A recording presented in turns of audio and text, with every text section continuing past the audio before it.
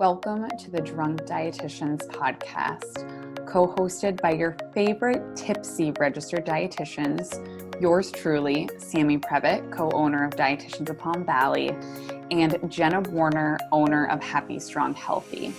Us dietitian besties can't stand diet culture bullshit and love keeping it real. Our mission is for all humans to believe that they are made for so much more than chasing a smaller body. We are also here to share with you that food can be fun and pleasurable again. Although we're medical professionals, we are human too. We are not afraid to share our deepest secrets and how years of our lives were taken by diet culture. We started this podcast so no human has to feel alone in their journey towards food freedom. So grab your favorite cocktail and join us for our favorite casual happy hour and expect to laugh, cry, learn, and grow. Cheers. Welcome back, everybody. We have a guest today that needs no introduction. I almost said interruption.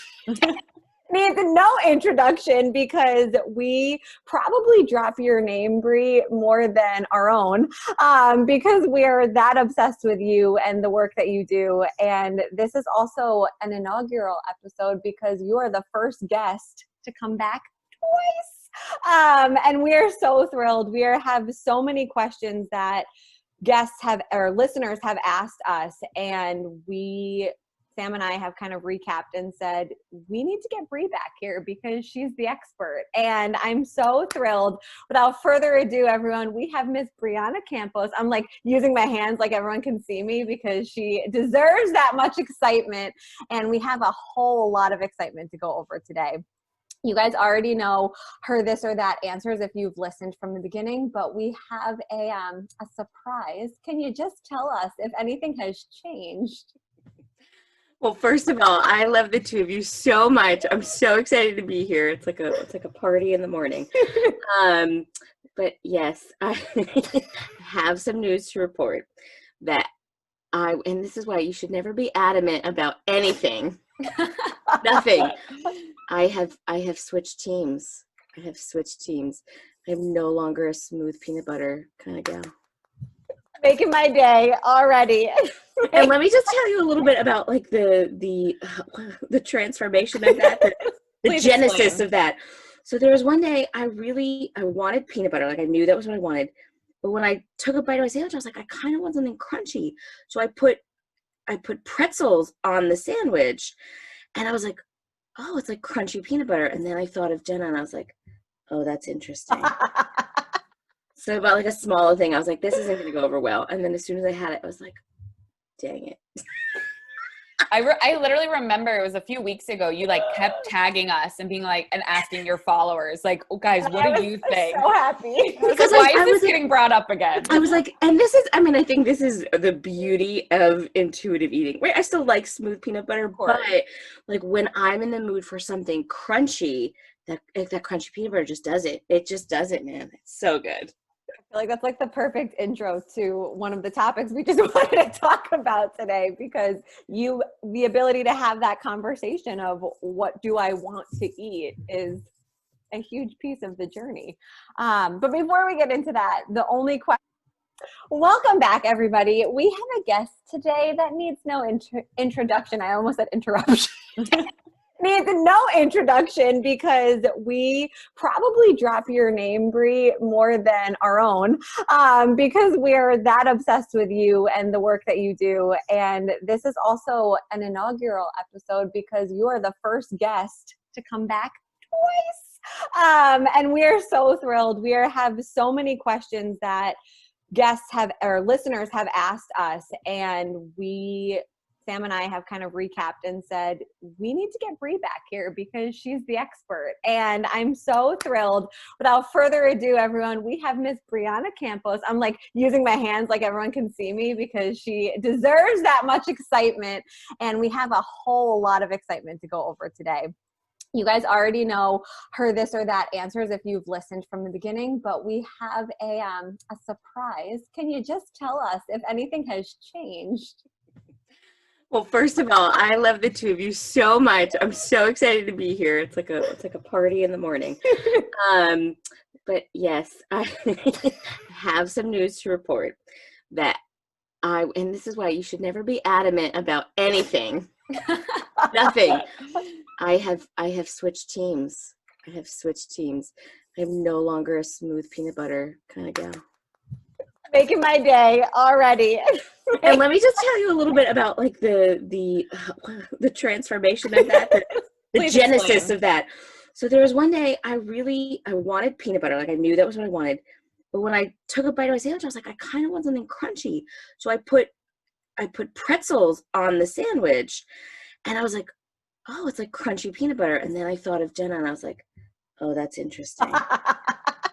So about like a smaller thing, I was like, this isn't going to go over well. And then as soon as I had it, I was like, dang it. I literally remember it was a few weeks ago, you like kept tagging us and being like, and asking your followers, like, oh, guys, what do you think? So happy. Because why is this getting brought up again? I was like, and this is, I mean, I think this is the beauty of intuitive eating, right? I still like smooth peanut butter, but like when I'm in the mood for something crunchy, that crunchy peanut butter just does it. It just does it, man. It's so good. I feel like that's like the perfect intro to one of the topics we just wanted to talk about today, because the ability to have that conversation of what do I want to eat is a huge piece of the journey. But before we get into that, the only question that's new is pumpkin spice or peppermint mocha? Okay, see, and I was about to do it again. 100% pumpkin spice. Okay. I feel like we agree with that. Yeah. Okay. But like, I was like, ugh, peppermint mocha. But I'm like, now I'm thinking about it. I'm like, I don't know if I've ever really given it a chance now that I intuitively eat, right? Whereas like before it would be like, well, if I'm going to make sure it's something that I like, which is mocha. But now I'm like, maybe I should try peppermint mocha. But definitely pumpkin spice for sure. I feel like a fraud because I was like so pumpkin spice, but now it's all peppermint mocha is all I can think about. So TBD. Everybody this year, 2020, everybody is just bringing in Christmas so fast, and usually I'm like, no, keep fall. I'm like, no, you could bring the Christmas joy. It's okay. Yep. This weekend, you best believe tomorrow, I'm like blasting Carrie Underwood's new Christmas CD and just like running around my house like an elf. That's like all I want to do. Want pictures? Yes. I will do video. But like just like Jenna was saying, and I'm going to share that off air, you said this to us, and I'm actually so happy that you did, because I think when you're an expert in something, right? Like you are, I feel like the mecca of body image on like Instagram. That's what I think of you as. So we don't even think to ask questions about intuitive eating because we're like, here's the body image guru doing her thing. But you said like, no one asked me about my intuitive eating journey. And then you said verbatim, intuitive eating transformed my body image journey. So if you could share with us, Bri, you can take 30 seconds or 30 minutes, like share with us your experience with intuitive eating and what that's been like. Yeah. So I think, it makes sense. And you are both so edifying. I can't stop smiling. Thank you so much for all your kind words and your love. I love when people watch this actual video, they're going to see our faces too. It's like in a permanent smile. So that feeling's mutual. So much love. So so for me, I think I probably need to back up a little bit. I've been on a body image journey my whole life, right? And so I don't remember if I shared this on the podcast the first time, but I first started to think about my relationship with my body when I was in therapy. And my therapist said to me, you know, how would you describe health?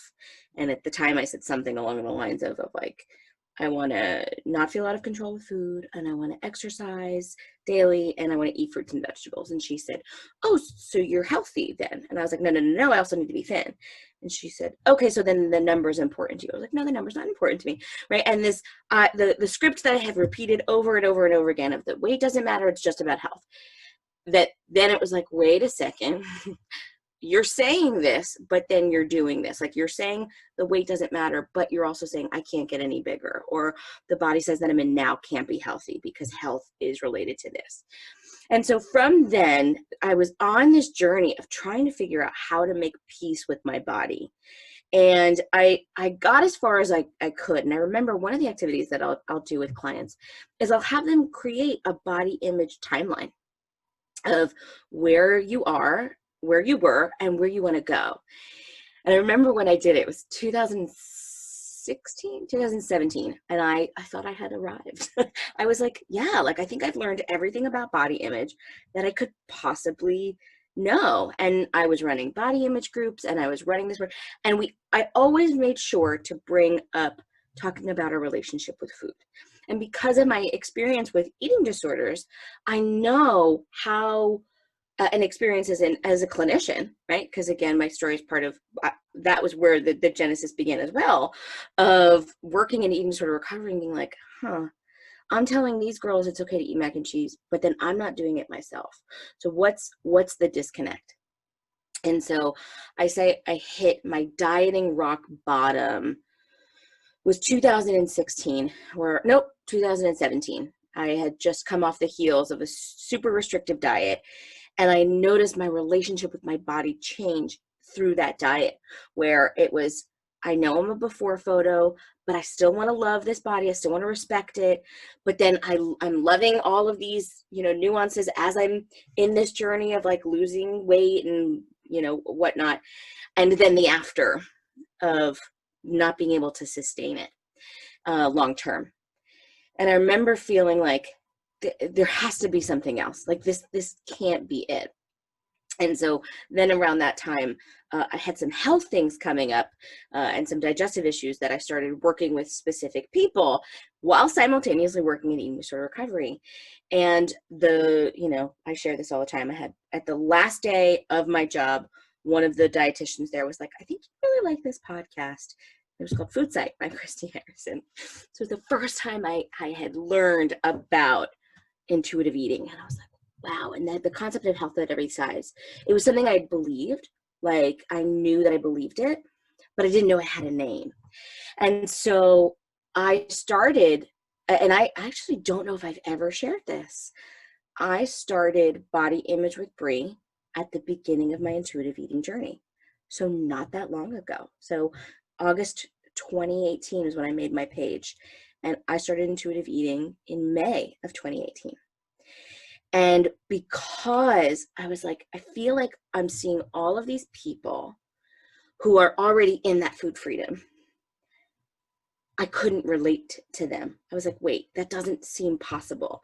So I wanted to document this honest experience of intuitively eating and being in this body image journey. And as that unfolded, I never realized, or I never took the time to realize how I'm doing this thing with my fingers, interlocked, right? Interwoven. My relationship to food correlated to my relationship with my body. That was a lot. So I was like, let me stop, see if there's anything that y'all want to unpack. I love it. She just sips her coffee. Anything you'd like to unpack there? I love it. I love it. Well, I would love to hear from you. So May 2018, it is now, I'm like, wait, what month is it? November. Where are we? Yeah, November 2020. So like, have you worked, if you don't mind sharing with us with your intuitive eating journey, was it working with an intuitive eating counselor? Was it reading the books? Like, what does the work looked like for you? Yeah. So again, I was sharing that I was having some health issues, some digestive issues. So I remember working, I was a little bit before then that I started working with a dietitian, and I remember calling her, and I love her and I'll call her. Her name is Rifki Berman. And I remember calling her on the phone. I was like, listen, I can't diet anymore. I'm so sick of dieting. I just did blank diet and blah, blah, blah. And I was like, tell me what to eat and I'll eat it. Like, just tell me what to do. And she was like, she said something on the phone that made me want to work with her. It was like, I sort of told her about my story and my struggle. And she was like, I just want to tell you that sounds so painful. And I'm so sorry that that's been your experience. And I'm like, oh, empathy. I'm going to work with you. And so one of the books that she had told me to read was Body Kindness by Rebecca Scritchfield. And so in that book is when I first heard about intuitive eating. And I was like, so wait, what is this concept of intuitive eating? Like, let me explore. And so then I was following anybody and everybody who talked about it. I was just like, follow. And then I read the books, and then I read Health at Every Step. Like, I went in. As soon as I learned about it, I was like, give me all the information. And I felt overwhelmed, because then I was like, I just want to talk about it all the time. And I would try to talk to people about it, and they'd be like, but what about health? And I'd be like, I don't know. Let me go find out. So I was just learning all of this research and simultaneously trying to explore my relationship with food. So for example, I remember this one time. So again, I was documenting my food because of the digestive issues, not for any other reasons. And so I remember this one day, it was around Halloween, and so it was like, great. So it was 2018. And we had candy bowls out, and I remember just like grabbing a Snickers and eating it and like walking upstairs. And I was like, I'm going to write this down, but I'm so mad that I had to do that. And she was like, how's the Snickers? And I was like, what? She was like, it says you ate a Snickers. She's like, did you enjoy it? I was like, no, because I ate it in shame as I'm walking up the stairs, because I couldn't figure out why I was eating a Snickers. Like, I just ate dinner. And she was like, okay, well, the next time that you are like, hey, I want this, she's like, I want you to enjoy it. I want you to sit down and actually think, I'm making this intention to eat this food, and I want to enjoy it. I was like, okay. And so then after that, I remember one of the things, right, intuitive eating, I was like, I'm going to order Chinese food. And I was so excited, and I was like, I'm going to get exactly what I want, and I'm going to portion out my plate, because there's still some disordered stuff happening there. And one of the foods that used to be off limits, I just want to make sure this is okay that I'm going into as much detail. Cool. So one of the foods that used to be off limits in my mind were dumplings. And so I remember I plated like 2 dumplings, blah, blah, blah, on my plate. And then I wanted more, and I ended up eating the whole thing. And I remember that first time sitting in that shame of like, what did I just do?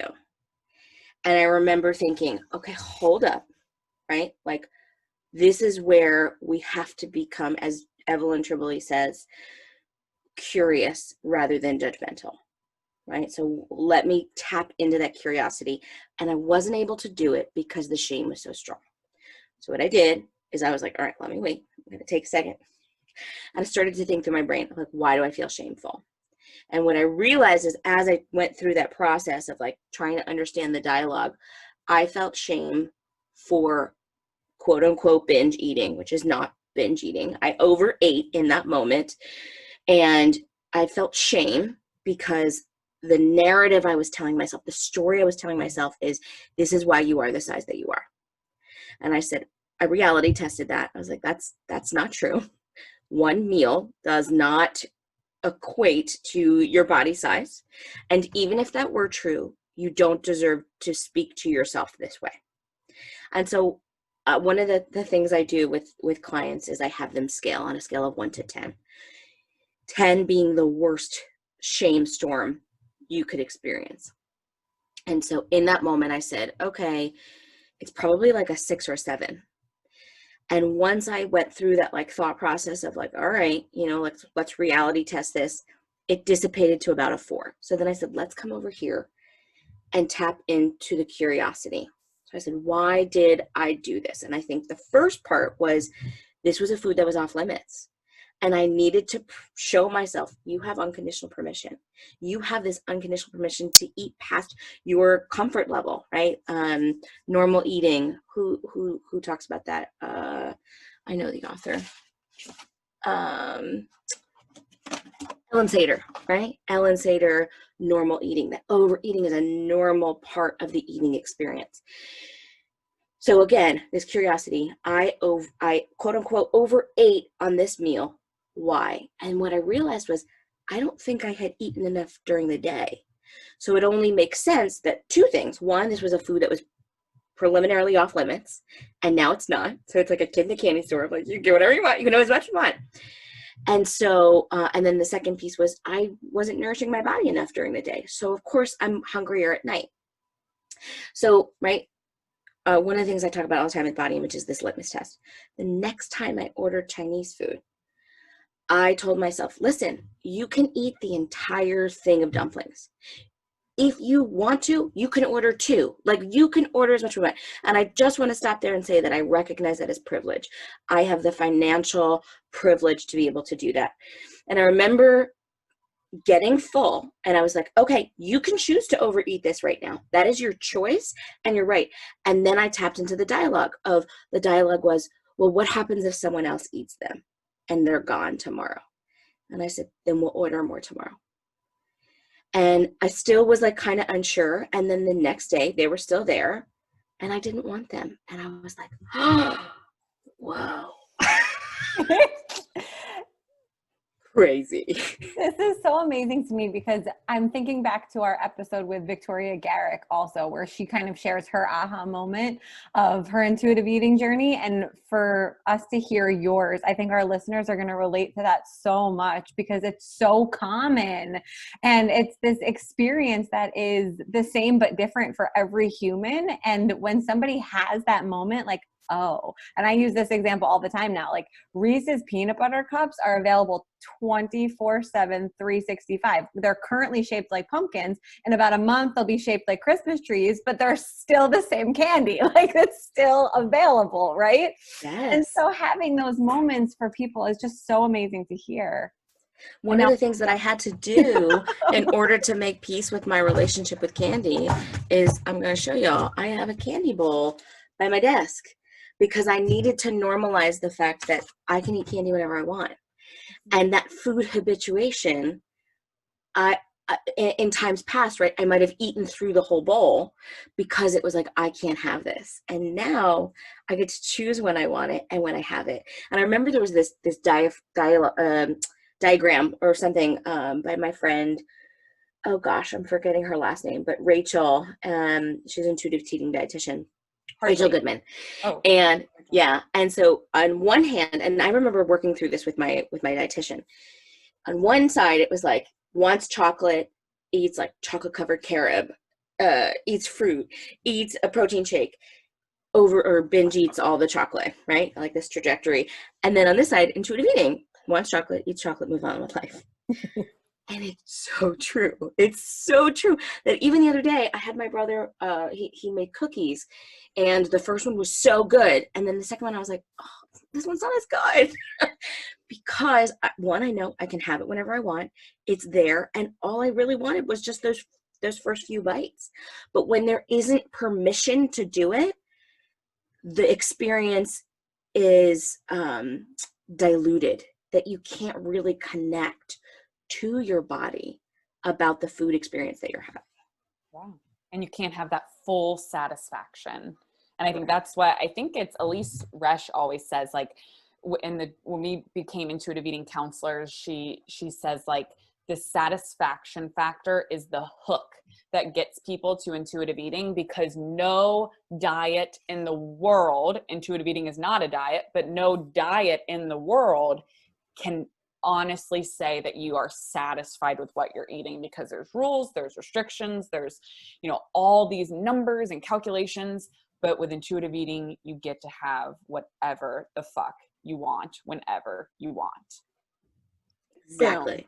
Love it. Thank you so much for sharing your intuitive eating journey. And I think that's going to be so helpful. And because like we said, you're this, you're the body image guru. And so everyone wants to know the body image stuff, but it humanizes you, right? You're a human and you eat food, and you can have a struggle with food too. Just like Jenna and I have shared our stories. Pretty much every dietitian has trouble eating food or food struggles, at some point. So thank you for sharing that. And I appreciate you asking me these questions, and I'm thinking about how we can even transition into body image. And so again, right, that satiation, that satisfaction it requires you to connect to your body.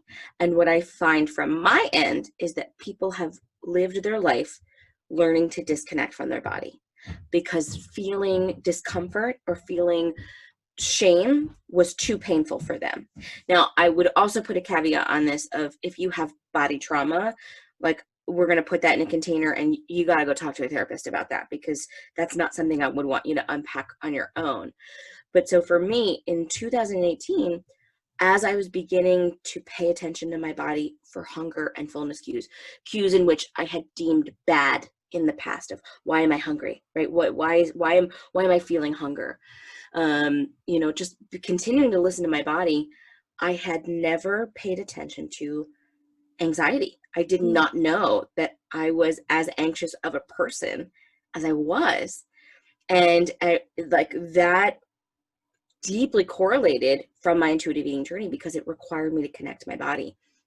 And I remember saying to my therapist at the time, how can I even begin to unpack the shame and discomfort around overeating or feeling shame about my body if I haven't even allowed myself to feel anxiety?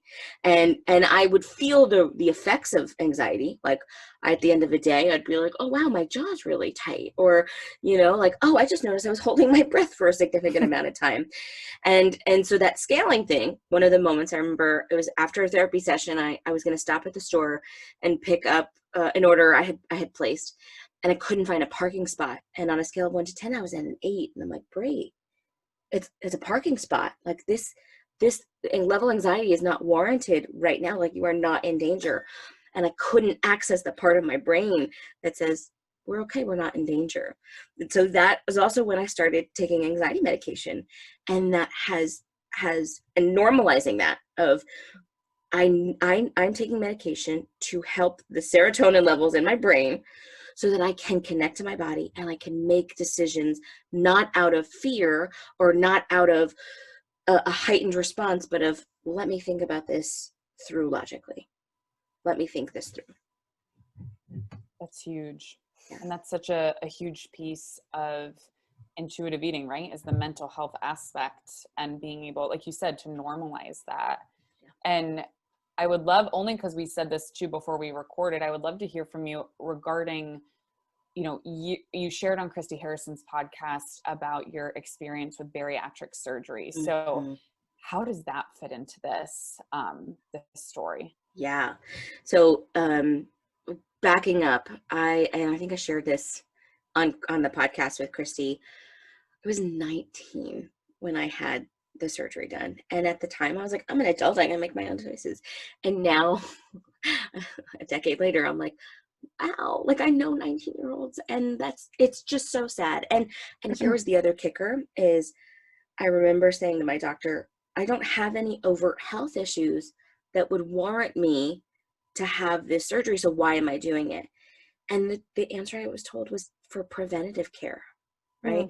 Was to prevent future illnesses in the future, which guess what? It didn't do, because that's not how it works. And so I remember saying all the right things. I remember I knew exactly what to say. Like, I'm doing this for health, and I'm committed to this. And I only had one person in my life who was like, okay, well, why don't you do, why do you have to do something so life-changing? And even now people would be like, oh, the surgery you had done isn't that life-altering.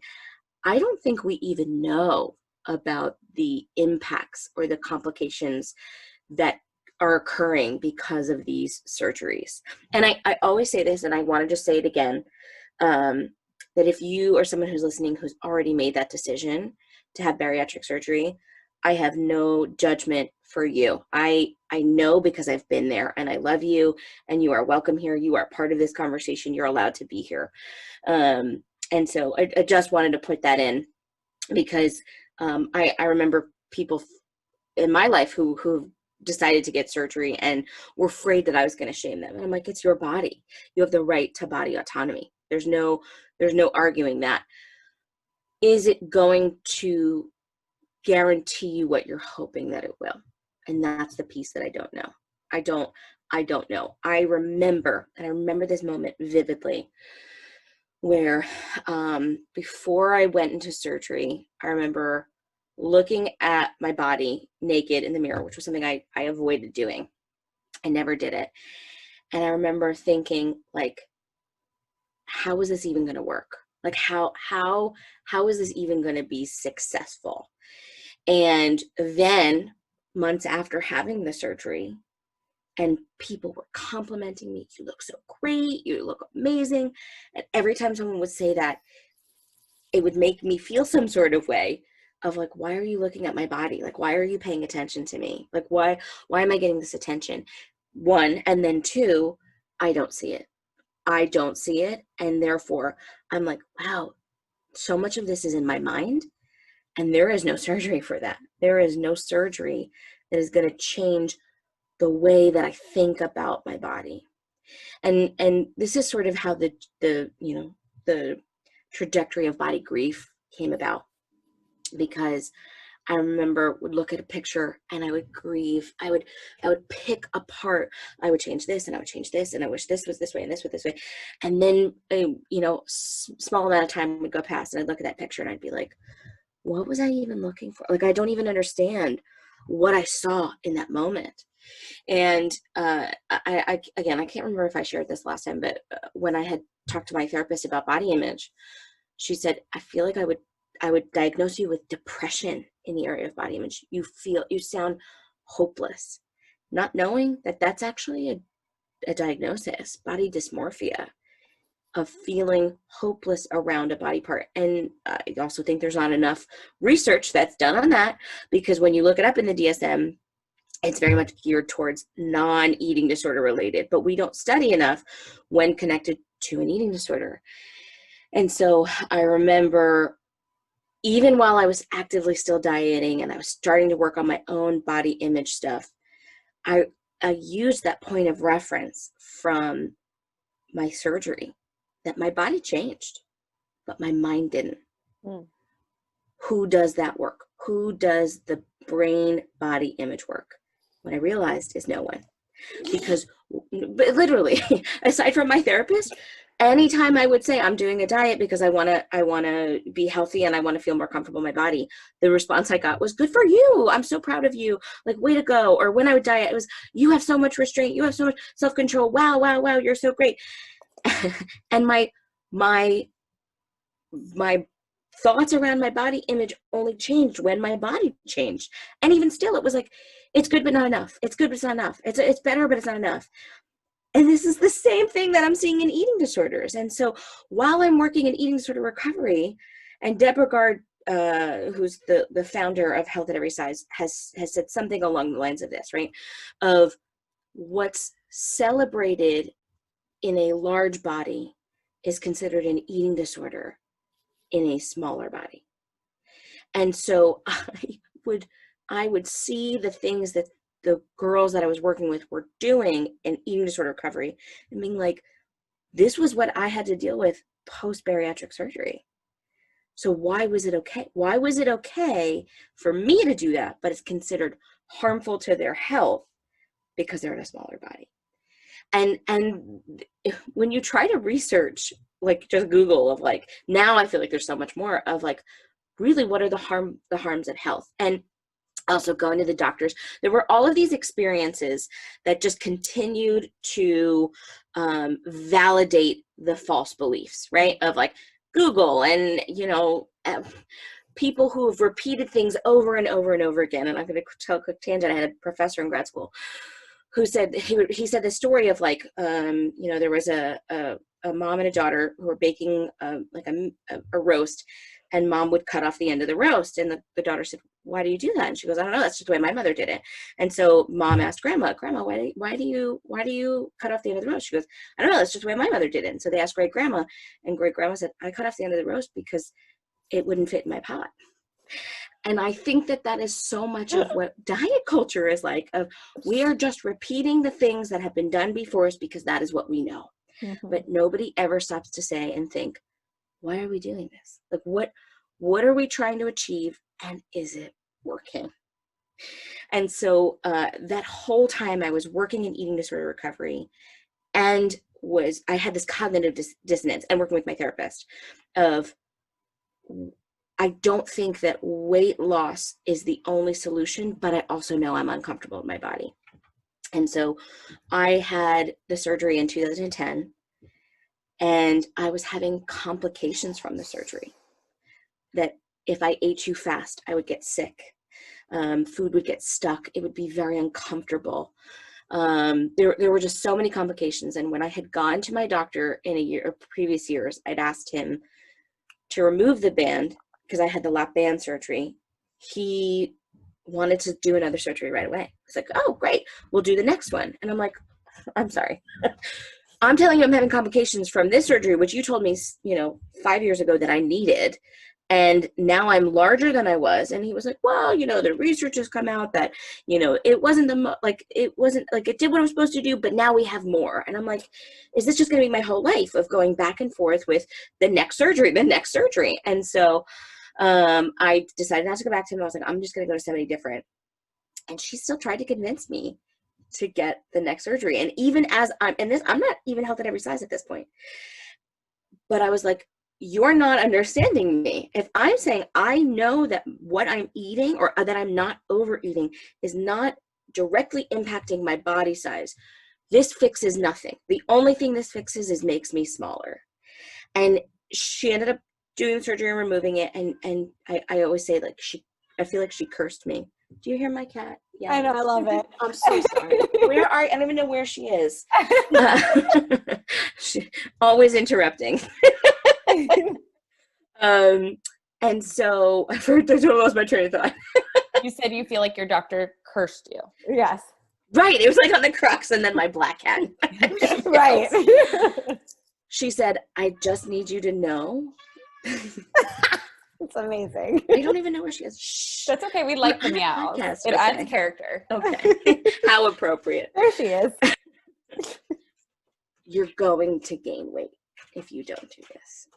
So she basically told me, if you don't do this, this is what's going to happen. And in my mind, can I curse? Yeah. I said, Hi. fuck you. I was like, fuck you. I'm going to prove you wrong. Now I didn't prove her wrong. But I did so much more, as in that I found freedom for myself. I have chills. Mm-hmm.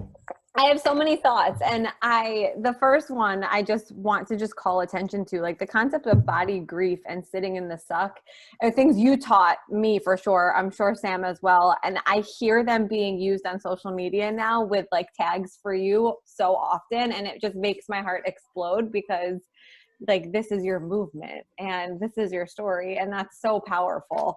But the other thing that I just want to kind of go back to is, you didn't have comorbidities to get this surgery.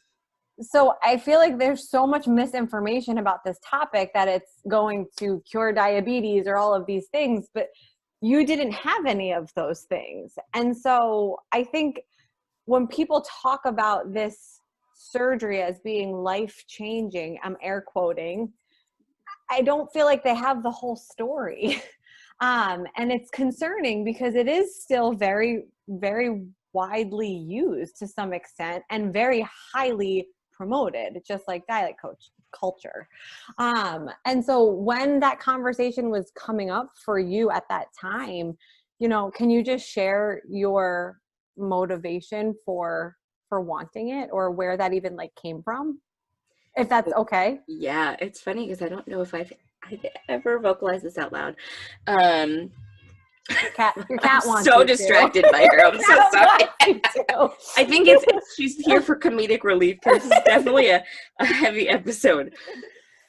So I think like most stories go, right? I was 16 or 17 when I decided that I wanted the surgery. And there was a lot of things going on in my life that felt like they were out of my control. I know for one, I know I shared this on Christy's podcast. I don't actually know if I shared what, but so my older brother passed away 8 years ago from a drug overdose. And before that, he was always struggling in and out of, overlap. If I pick her up, she will stop crying. Come here. He would overdose, and there would be these moments where we didn't know what was going to happen. So there was a lot of fear and anxiety around that. And I know that my family was very concerned for my body size, but I think the biggest crux of of why I was motivated to do it happened because of a boy, because I felt like no one would be able to love me in the body that I had. And there, I doubt that the person is ever going to listen to this. So, but I want to just respect that, they were in their journey in their time of their life. But because I was rejected, the only plausible reason I thought I could be rejected was because of my size. And it almost was comforting in a way that I was like, well, see, it's nothing that I can do that will make this different. It's just because of what, like, I can't control. It's just because of my body size. And I thought it would be like the greatest, like, revenge of like, I'm going to come back hotter than ever. And then you're going to absolutely want me. And now at 30, I'm just like, oh God, like, no, if you didn't want me because of my size, then I don't want you to want me. That's not the person I want to be with. But from that age, and again, I think this was the experiences of my family, of, that this fear was put in my brain of like, well, we're just worried that you're never going to be able to find have a family, like that you're like, essentially no one's going to want you if you are this size. I didn't go on my first date until I was 25. And when I started therapy as an adult, and I was talking about body image, we started because I was talking about dating. Because I was like, I want to, I need to feel more confident in myself. So I'm on this, dieting journey because I want to, be healthier and more confident in myself. So we started with dating and somehow ended up talking about body image. Thank you so much for sharing, for being vulnerable, for sharing about your brother. So sorry for that loss. And thank you so much. It's funny that Jenna asked that question because I have a bunch of stars and things on this paper, but I wrote down, it's funny because this is because of you, Bri, and I don't know if you kind of said you maybe have never shared that part before, that it might have been tied to a boy, but so many of your posts stick out to me that you post about because, and I don't have it in front of me specifically, but how you'll post, like, when you say you want weight loss, what you actually want, right? Love, acceptance, like feeling worthy. And so that's where I have all these stars on here, is like, other than the doctors trying to convince you, air quotes, that it was for health, right? Which we know, us three know in the health at every size paradigm is just fucking bullshit. That internal motivation was like exactly like you said, like, if I do this, I will be loved. If I do this, I will be accepted. If I do this, I will be worthy. But then you realized on the other side that no matter how your body changed, that mental part, like, there was no surgery for that, and only you could work on that, right? Yeah, absolutely. There is a quote that that Brene Brown talks about, and it's the difference between belonging and fitting in. And she says this: belonging is an innate human desire to be part of something larger than us. Because this yearning is so primal, we often acquire it by fitting in and by seeking approval, which are not only hollow substitutes for belonging, but often barriers to it. Because true belonging only happens when we present our authentic, imperfect selves to the world. Our sense of belonging can never be greater than our level of self-acceptance. I always thought that if someone loved me, if a boy loved me, that then I was going to feel the confidence in myself to love myself. And what I can tell you now, what I would tell 16-year-old Bri now, is that when you learn to love yourself, not in spite of your flaws, not in spite of the things that you wish were different, but that when you can when you can accept all you are, the byproduct is love. And therefore, when someone else loves you, it doesn't fulfill that, it just confirms, yeah, I am loved. But that the absence of that doesn't mean that you aren't loved. It's okay, you don't love me, and that hurts, and I can grieve that, and I can sit in that suck, but at the same time, I still love me, and I can still treat myself with loving kindness. So for people who are listening and are not as far along in their recovery journey as you are, because you speak and I'm like, oh, like you are the mecca of this, right? Like this is what you do. But we've had quite a few people reach out with questions about the post-bariatric surgery complications and emotions and things. You know, what kind of support would you say is available for people who are struggling with what to do after this decision, after this surgery that they had all these expectations for? Maybe it didn't work out as planned, quote unquote, per their doctor. What is, you know, and now they feel like a failure, right? Like this is the diet culture trap altogether. But with that said, you know, what kind of support would you recommend for these people looking for the next step of just the acceptance and everything else? Yeah. So I'm actually going to answer your question with a question. Oh yeah. And I'm going to leave space that it's uncomfortable. But I'm wondering, right, when I shared about my brother and the death that my family experienced, what experience did you all have? Like what's gone through your brain as I shared that grief with you? Sadness. What about you, Sammy? I would say grief, like, yeah. Pain. It made me think of my friend who I lost. I just instantly tied it to loss and grieving. Yeah. What I find is when we can reach that inner part of ourselves and we see it in someone else, we instantly feel connected to them. And so I think that my body grievers group is designed purposely for that, because I don't want anyone to feel alone. And then if you're a provider listening to that, I know that when people used to tell me like someone has passed away, the thought that would go through my head is, oh shit, what do I say? How do I sit in the suck with you? And you don't need to fix it. You don't need to just make it better, because there is no, unless you can bring my brother back, right? There's nothing you can do that's going to make it any better.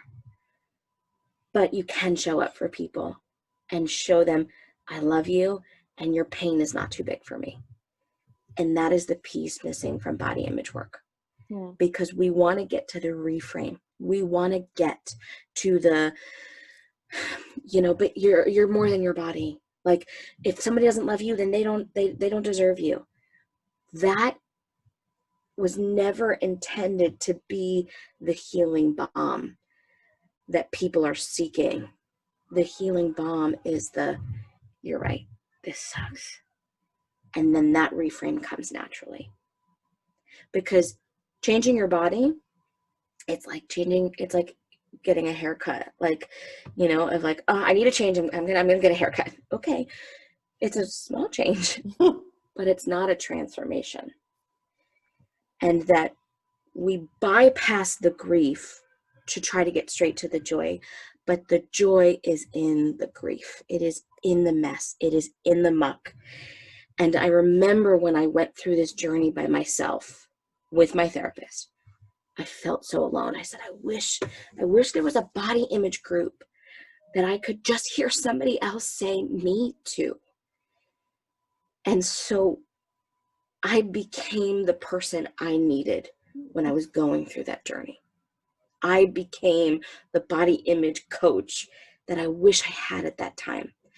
And if you want to go real deep, right, Elizabeth Kubler-Ross, she is the creator of the Stages of Grief.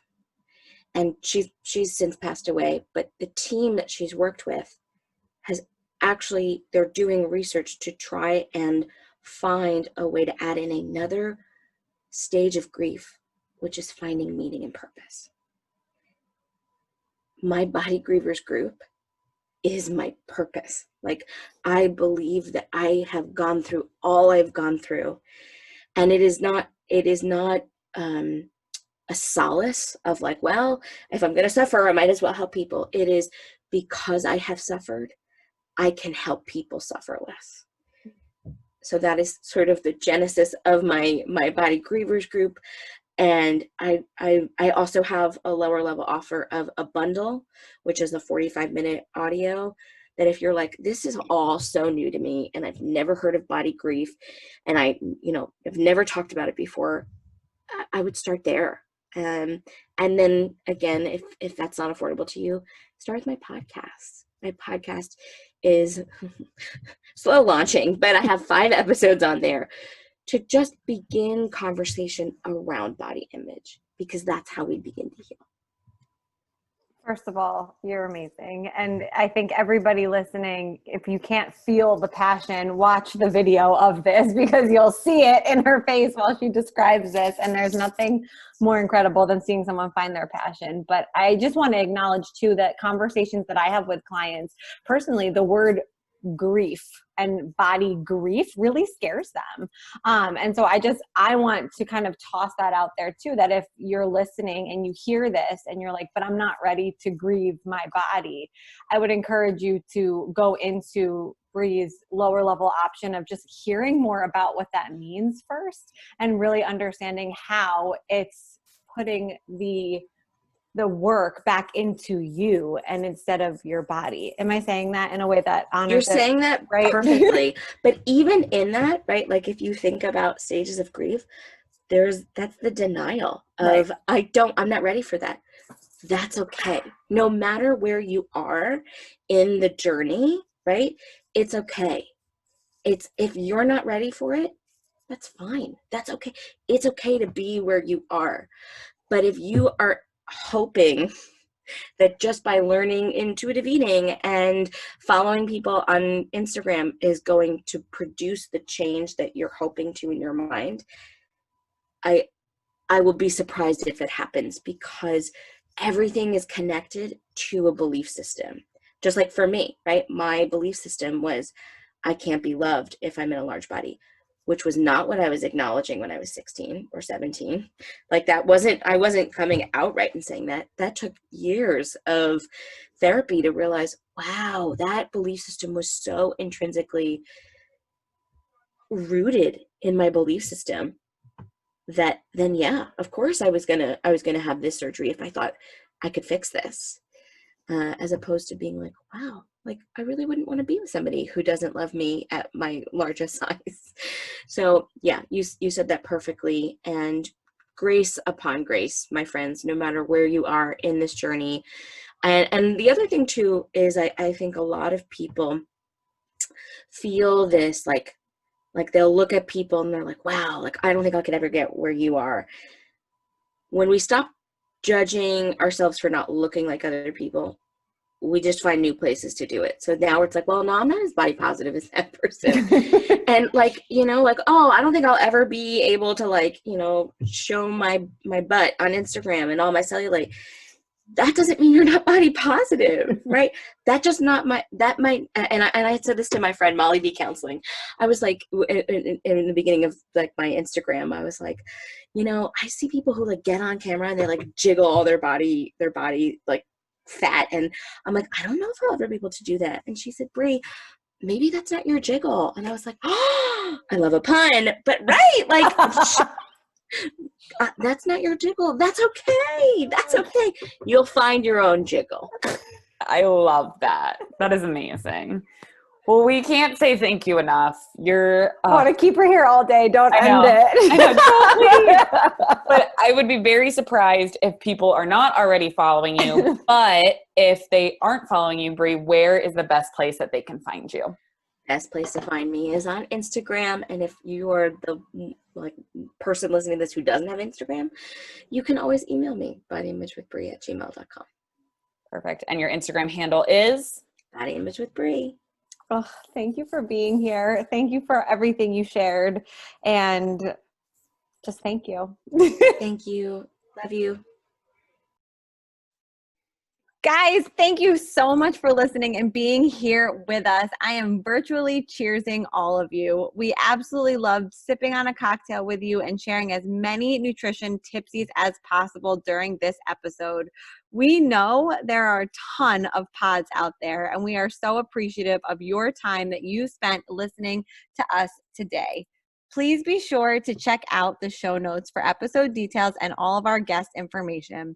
We promise to keep bringing you the best and the most knowledgeable and fun guests we possibly can. Please be sure to subscribe, like, share, and post if you enjoyed our content today. And visit us on Instagram and Facebook at Drunk Dietitians to find out what is up next for us on the pod. We absolutely love you. We appreciate you and can't wait to spend more time cheersing with you soon.